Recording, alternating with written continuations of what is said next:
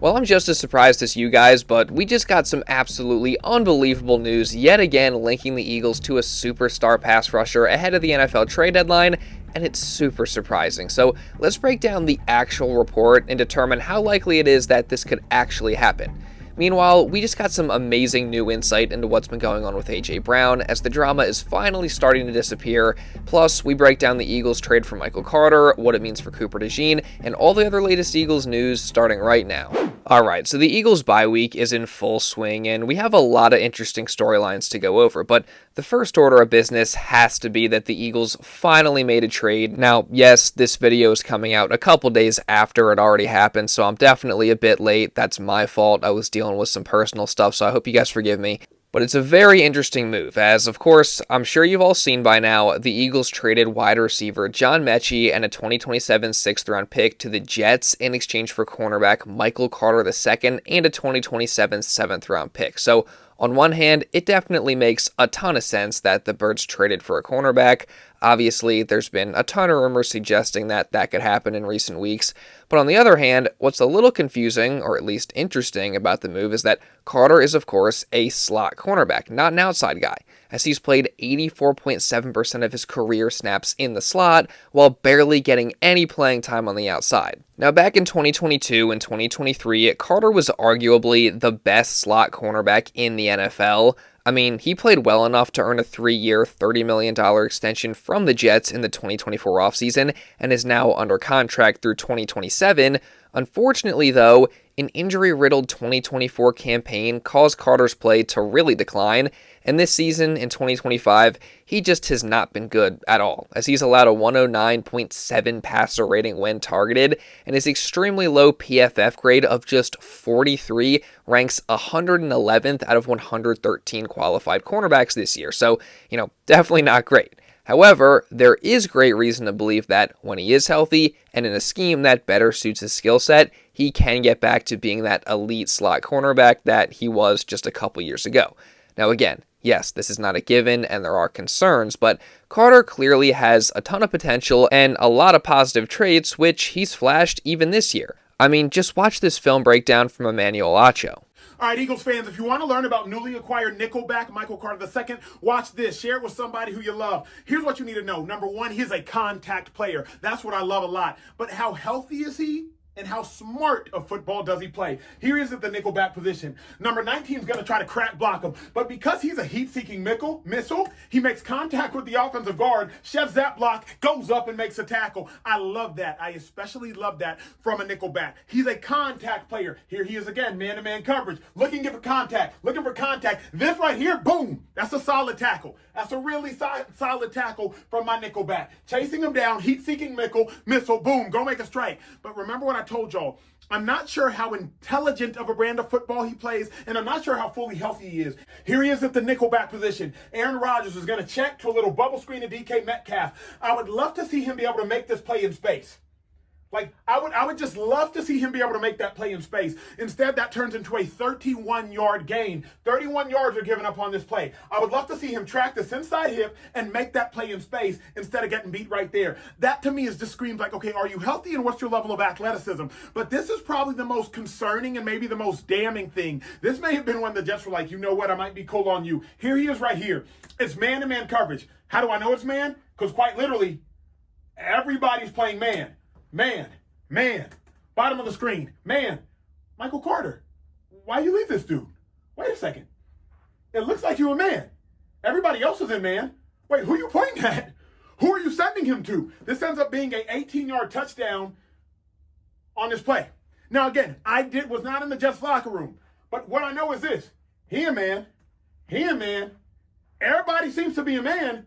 Who you sending him to? But I will say this. He plays a physical brand of football, and also the dude plays with effort.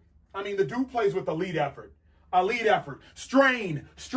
Do not give up on a play. So what we know about him, he plays a physical brand of football. Not sure how healthy he is, and sometimes not sure how intelligent a brand of football that he plays. But he plays with the maximal effort. What this means for the Philadelphia Eagles, at minimum, you have a cheap piece that you can work in at a very weak position. This is everything the film told me. Now I'll tell y'all to go tell somebody else. Again, I think if healthy, in the right scheme, and with the right coaching, Carter, at just 26 years old, can probably get back to that elite form that he was at just a few years ago.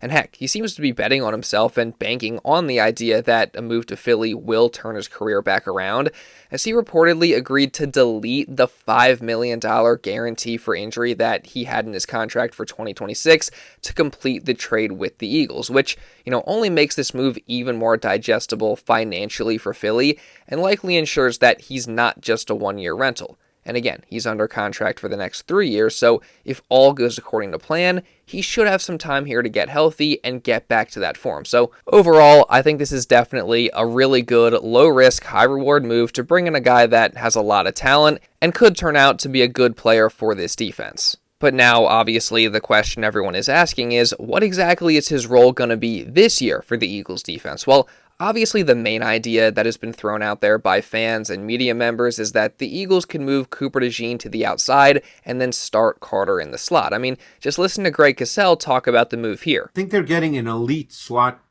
corner, particularly in zone coverage, which raises a question. They're trying to figure out right now, and again, there's still time before the trade deadline, but right now, at the outside corner position, they're basically going to play the law firm of Bennett, Jackson, and Ringo, and I don't think they feel that that law firm is good enough. So the question now, and we don't know the answer to this, and they're certainly not going to make a public announcement, is whether that means Cooper DeJean might end up moving to the outside on a little more permanent basis. While I agree with Cosell that the Eagles may not be fully happy with their cornerback number 2 position, the idea of DeJean moving to the outside permanently, at least this year, is something that is just not going to happen. I mean, just listen to Vic Fangio talk about this very concept just a few days ago. He's really a damn good nickel, probably one of the best nickels in the league. And we're playing him at corner in the base. He could play safety if we needed him to. He's a defensive back, but really he's just a good football player. From that, it definitely sounds like DeJean won't be moving outside anytime soon. And then I think the final nail in the coffin is this report from James Palmer saying, quote, "My understanding is Michael Carter, who plays in the slot, will provide more overall versatility to the Eagles secondary. I wouldn't expect Cooper DeJean to be moving to the outside." So there you have it. Coop will stay in the slot, and Carter will be used to add depth, provide some versatility, maybe play a bit in dime packages, and also be developed behind the scenes to maybe earn a bigger role later down the road. But as of now, Carter is not going to have a very big role, but overall, still, I think it's a good move by Howie Roseman. Speaking of which, though, just because the Eagles made a trade doesn't mean that they're done yet, as there are plenty of other moves out there that the Birds could realistically make to improve their roster in hopes of making another Super Bowl run, whether it's to add another corner or another edge rusher, maybe one from the Dolphins after they lost last night, or maybe it's a move that we're not thinking of, or maybe it's the blockbuster move that was floating around all over social media on Thursday, that the Eagles could somehow trade for Browns superstar edge rusher Myles Garrett. Now, look, I know what you're thinking. Haven't we been down this road already? Weren't we just talking about Myles Garrett maybe getting traded to the Eagles way back a few months ago in the offseason, yet it just never turned into anything until he eventually signed his long-term extension with Cleveland? Yeah, I mean, that is what happened, so the concept that Myles Garrett could all of a sudden now be traded to the Eagles sounds just absolutely impossible. That is, until a report from Yahoo's sports writer Charles Robinson said this on ESPN Nashville's radio station. Rumor going around, and I have not heard it out of the Eagles, but I've heard it from a couple of other high-ranking people in other teams that are clearly on the phones, that, Howie Roseman and the Eagles are super hot after Myles Garrett, and how he'd give up like 3 first-round picks for him. Yeah, I mean, it definitely sounds crazy, but this isn't coming from some random Twitter page or some obscure source. Like, no, Robinson is a plugged-in NFL insider, so I feel like if he's saying this, there's at least got to be something behind it. And obviously, if the Eagles were somehow able to add Myles Garrett, that would just be absolutely insane and would immediately elevate their defense to an elite level and really help them make another Super Bowl push. I mean, the guy is obviously a superstar and just put up 5 sacks in his last game against the Patriots. So adding that to a defensive line that already features guys like Jalen Carter, Nolan Smith, Jordan Davis, Moro Jomo, and now Brandon Graham, and also other talent, is a very scary proposition. However, giving up 3 first-round picks for a guy that is about to turn 30 years old is admittedly risky, And then here's the real killer. Robinson also said in his report that he has not heard this from the Eagles, and also that the Browns are not interested in moving him. And if they did trade him, they'd have to eat a huge dead cap hit. So, could they be lying? Yes, they could, but still, I think this move is probably highly unlikely. But again, at the same time, it's very intriguing that there's now some actual reporting behind it. So, again, I think it's unlikely, but I'll definitely keep my eye on it moving forward. Moving on, though, one thing that I feel like there's no need to keep an eye on at this point is the trade status of A.J. Brown. Like, as much as some media sources may try and push it, he is just not going anywhere. Speaking of which, the Patriots apparently called the Eagles and offered a second-round pick for him, according to Matt Couture. But obviously, Howie Roseman and the Birds declined that and probably laughed at the offer. I mean, again, they are not trading A.J. Brown, especially for a second-round pick. I mean, they have no reason to move him. It makes the team worse, and they'd have to eat a ton of dead money to do it.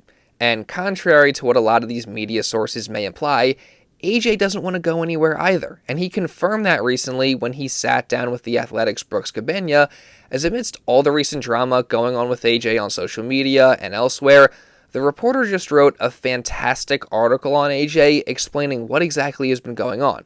As AJ told him, quote, "You may see a little frustration. It's because I really want to contribute. I really want to help this team win. If I'm not getting the ball, obviously it's not as fun. Obviously I want to win. That's the main goal, but I want to help. I want to do my thing as well. So it's a little toll here and there sometimes, but I think that's where the misunderstanding comes from everyone out there. But to be honest, I could really care less. This got me here, and me playing this way, me having that drive, and me having that mindset, it's going to keep me here." And you know what? I really appreciate the honesty from Brown, and I completely get it. Like, he's got super high expectations for himself. He wants to be the best, he believes that he is the best, and he wants to contribute as much as he can, but obviously, again, he also wants to win, and that's the main priority, and it's just a hard balance to find between wanting to win games, but also wanting to contribute as much as he can and be the best. But again, I can't blame him. I mean, that's the mentality that stars in every sport typically have. Now, I do wish that he would stop with all the cryptic social media stuff, but still, I really do appreciate AJ's honesty. I get it. Obviously, he's a great player, and I'm happy that he's going to be a member of this team for years to come. As is, of course, the face of the Eagles franchise in quarterback Jalen Hurts, and I bring him up not because he's playing at an MVP level, not because he's one of the best quarterbacks in the NFL, but because of the leadership that he showed this week showing up at the Eagles team Halloween party. Something that you would probably assume Jalen was not all that interested in going to, but he was there anyway, dressed up as Morgan Freeman's God from Bruce Almighty with the Philly twist. I mean, you gotta love it. Something a good chunk of Eagles fans surely don't love, though, is the news that C.J. Gardner-Johnson has now signed with the Bears. I mean, I know a lot of Eagles fans wanted him back, but as I said, it just didn't seem very likely to me, so there you have it. He's with Chicago now. I wish him nothing but the best. And yeah, Philly reunion just wasn't in the cards. All that said, though, you guys know that I'm going to be continuing to cover the Eagles. Obviously, they play the Packers next week after the bye week, so I want to be covering everything in the lead up to that, so you're not going to want to miss it. Again, I apologize for, this week not having as many videos as I usually do. I was just going through some personal stuff, not really wanting to get into it, but that's why. But I will have more videos next week, and if you don't want to miss any of those, make sure you subscribe and you turn on notifications, and also drop a like down below to show some support, because it really does help me out a ton. Let's see if we can hit at least 500 likes today, and also hit the hype button, because that helps me out a ton as well, and also leave a comment down below just regarding anything that I talked about in this video, and if you do want to watch another Eagles video, you can check this out right here. Now, with all that being said, that's pretty much all I got for this one, guys. So thank you all so much for watching, and I'll see you in the next video.